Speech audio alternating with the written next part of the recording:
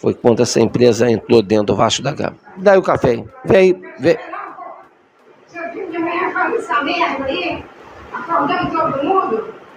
Tudo Não bem. quero saber demais, eu quero que você arrume uma casa e se mude aqui. Beleza, tudo bem. Ou você vai ou eu vou. Tudo bem. É só vir e fala milagre, vai acabando. Tudo bem, eu sei como. Eu te compreendo. Tudo bem. Gente, vamos continuar aqui. Eu compreendo ela. É difícil. Isso acaba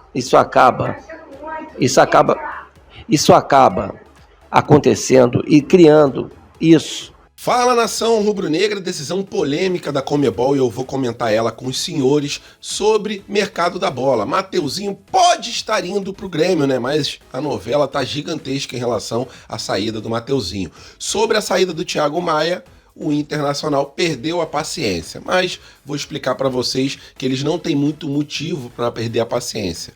Em relação ao Thiaguinho, quer moleza, senta no pudim, né? 2 clubes lá de fora querem a contratação do jogador, mas querem fechar 3 anos de contrato sem pagar nada ao Flamengo. Aí é muito fácil, né? Sobre os números do Arrascaeta, são números assombrosos desde 2019 para cá, e Flamengo e Vasco entraram no consenso em relação à arbitragem, mas o árbitro escolhido, ele é um árbitro difícil da gente aceitar, até pelos erros que ele já teve contra o Flamengo. E um alerta sobre possíveis conflitos em Flamengo versus Vasco.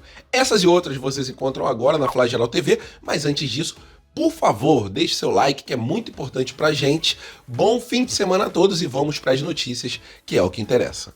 Isso aqui é Flamengo!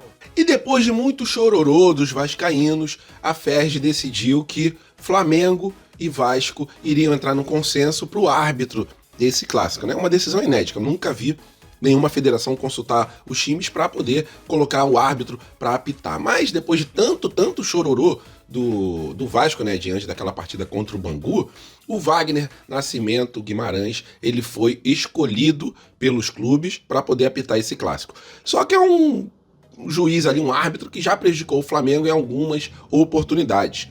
2 que eu me lembro foram: em 2020, Flamengo versus Fluminense, o Gabigol tomou cartão vermelho, sendo que o Gabigol já estava saindo de campo, já estava pertinho da linha lateral. O árbitro foi lá, deu vermelho e falou que ele estava enrolando. Em relação a Flamengo e Vasco, em 2019, o Flamengo estava ganhando a partida, e aí no final do jogo o Tuller fez um pênalti que não existiu, que eu lembro, não existiu esse contato para ser pênalti, e o Max Lopes, se eu não me engano, foi lá, marcou o gol, um gol de empate em 2019. Se eu não me engano, foi a partida que o Bruno Henrique falou outro patamar. Eles estão brigando por quê? Eu não sei porque eles estão brigando. Eles estão disputando o quê? Eu não sei o que eles estão disputando. Porque a gente está em outro patamar. Eu lembro que foi em 2019. Não sei se exatamente foi nessa partida. Acredito que sim. E é isso, nação. Esse vai ser o árbitro para essa partida de domingo. Partida que vai ser jogada às 19 horas no estádio do Maracanã. Mas tem um alerta gravíssimo que eu queria falar com vocês, tá? O BEP, que é o policiamento ali de proteção, né, nos estádios, ele não vai dar escolta nem para Jovem Fla, nem para a Raça Rubro-Negra, nem para a Força Jovem do Vasco. Ah, Pedro, mas estão suspensas essas torcidas. Galera, não tem nenhum palhaço aqui, todo mundo sabe, ninguém é ingênuo aqui para acreditar que a torcida suspensa, os membros das torcidas não vão. Claro que eles vão. É sempre foi. Desde que a Jovem estava suspensa, a Raça, a Força Jovem, a Young Flu, a TJB, eu acho que é TJB ou Fúria do Botafogo, mesmo suspensa, as torcidas vão para o estádio sem os uniformes das torcidas, sem bandeira, sem instrumentos ali, mas os membros das torcidas vão. E o BEP falou que não vai ter escolta, então alerta aí de possíveis conflitos. Tomara que não aconteça, porque o último veio a óbito uma pessoa, então a gente sempre ora para que não aconteça nada, a gente sempre torce para que não aconteça nada, mas o BEP diz que não pode fazer essa escolta porque vai estar legitimando a torcida que está suspensa. Mas galera, eu acho que segurança vem em primeiro lugar, então não achei uma atitude correta não ter escolta, até porque sem escolta fica muito mais fácil de haver conflitos próximos ao Maracanã. É isso, galera, só um alerta e também falar sobre esse árbitro que vai apitar a partir do clássico Flamengo versus Vasco. A opinião de vocês sempre é muito bem-vinda. Qualquer observação, coloque ela aqui nos comentários. E nação rubro-negra, falando sobre o mercado da bola, mais especificamente sobre o Thiaguinho. E vou falar um pouquinho também sobre o Mateuzinho. Mas em relação ao Thiaguinho, jogador que veio do Náutico, voltou para o Náutico, voltou para o Flamengo, foi emprestado para um clube dos Estados Unidos, depois emprestado para 2 clubes aqui do Brasil, CSA e Sampaio Corrêa, se eu não me engano. Agora ele está de volta no Flamengo. Fez um belo gol contra o Nova Iguaçu, e o Nova Iguaçu não está de bobeira nesse campeonato carioca, mas a questão é a seguinte: ele não vai ser aproveitado pelo Tite. 2 clubes querem a contratação dele. Só que o Flamengo disse não, e para mim corretamente, até porque se esses clubes querem moleza, vai mastigar um pudim, vai sentar num pudim, porque eles queriam que o Thiaguinho fosse pro clube deles sem eles ter que pagar nada. Então é uma situação complicada. Um dos times é o Leixões de Portugal, clube que está na 2ª divisão e não atraiu muito o interesse do Thiaguinho. O Thiaguinho se interessou mais pelo clube Dínamo da Geórgia, um clube que joga ali os campeonatos europeus, né? Está numa divisão acima do Leixões, está na 1ª divisão, o Dínamo. Então interessou o Thiaguinho, só que os clubes queriam que ele fechasse 3 anos de contrato sem os clubes pagarem nada para o Flamengo. Então não foi de interesse do Flamengo. Flamengo tem a intenção ainda de prestar o Thiaguinho, mas a intenção de prestar o Thiaguinho para um clube brasileiro, para ele ganhar mais rodagem, né? Tá mais experiente hoje em dia. Ele mesmo admitiu que quando saiu do Náutico e veio aqui para o Flamengo a primeira vez, a cabeça dele estava a milhão, né? Foi um jogador que a gente comprou por 7 milhões de reais e a gente comprou 70% do passe dele. Foi um jogador com valores bem altos, tá? Então o Flamengo ainda acredita numa volta por cima do Thiaguinho. E o Thiaguinho mesmo já falou, tá com uma cabeça bem melhor hoje em dia e vai surpreender a nação rubro-negra, se Deus quiser. Então é isso, galera. Thiaguinho não vai sair do Flamengo para esses 2 times que querem ele, mas o Flamengo quer sim emprestar por mais uma temporada para algum outro clube brasileiro para ele ganhar cada vez mais rodagem. E sobre o Mateuzinho, o interesse do Corinthians continua, o Botafogo já tirou o cavalo da chuva, mas surgiu um novo interessado, e é o Grêmio, o time do Renato Gaúcho. Então pode ser que o Mateuzinho vá para o Grêmio, mas tem que ser valores ali que agradem o Flamengo, tem que ser uma situação ali de contrato realmente que seja bom para ambas as partes, e não só para o Mateuzinho, que bate o pé, que quer jogar no Corinthians, mas a situação do Corinthians é complicada, tá devendo cada vez mais, toda hora surge algo na justiça que eles têm que pagar, tem uma dívida de 270 milhões de reais que eles têm que pagar o mais rápido possível, tem dívida aí com o empresário, então com o jogador, então é complicado, né, galera? Ele quer jogar no Corinthians, mas também a gente mandar ele pro Corinthians e não receber, tomar um calote, é bem complicado. E nação, não é novidade para ninguém que o Arrascaeta é um dos melhores jogadores do Brasil desde que ele chegou no Flamengo, né? Na época do Cruzeiro também ele já arrebentava, mas no Flamengo ele se encaixou com uma luva e os números não mentem. Desde 2019 para cá, ele é um meio-campo com mais participação em gols, com passes decisivos. Vou mostrar o número para vocês, porque realmente esses números do Arrascaeta assombram. Vamos lá.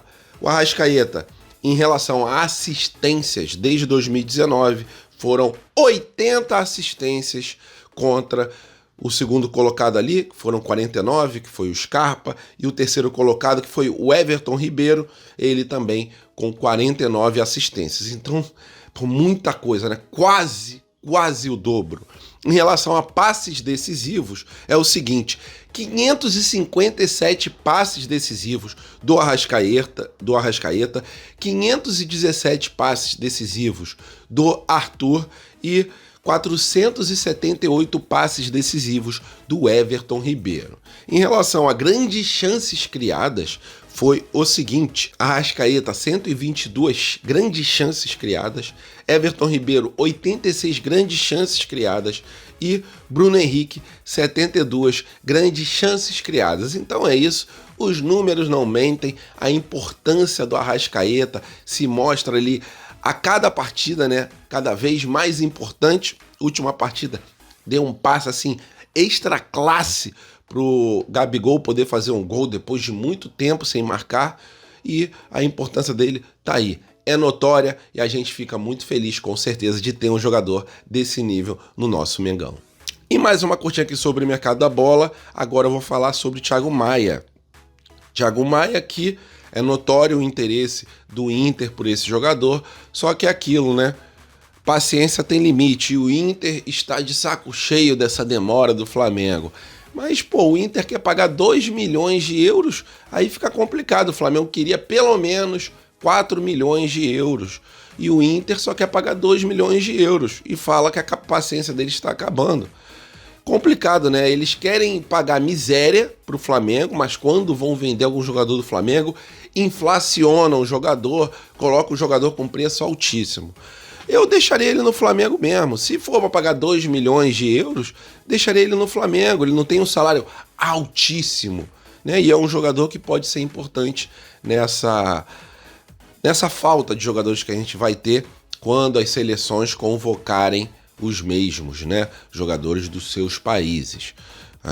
Uruguai são 4 a menos que o Flamengo vai ficar, aí tem o Chile também, tem a seleção brasileira. Então, já que o Inter não quer pagar o valor que o Flamengo quer receber, deixa ele no Flamengo, daqui a pouco surge outro clube com interesse. Só que é aquela situação, né, o Thiago Maia vem tendo cada vez menos espaço no Flamengo.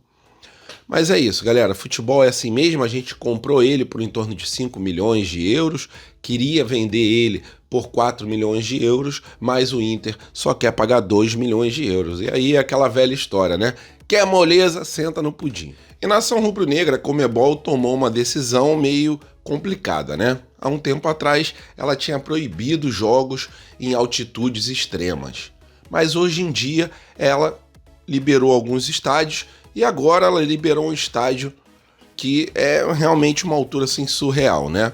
O estádio do Always Ready, que é um time lá da Bolívia, ele tem mais de 4.000 metros de altura. E esse estádio estava proibido de ser jogado ali pela Conmebol. Só que agora a Conmebol, ela liberou esse estádio.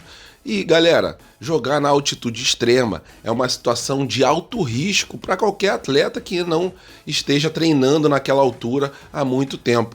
E isso bota em risco a saúde de todos os atletas. Eu acho que a Conmebol só vai realmente aprender quando tiver alguma tragédia, né? Quando algum jogador vir a óbito devido às condições extremamente rarefeito em relação ao oxigênio nessa altura. E isso prejudica o corpo inteiro. Então, para mim é uma decisão absurda, um erro da Conmebol, tá?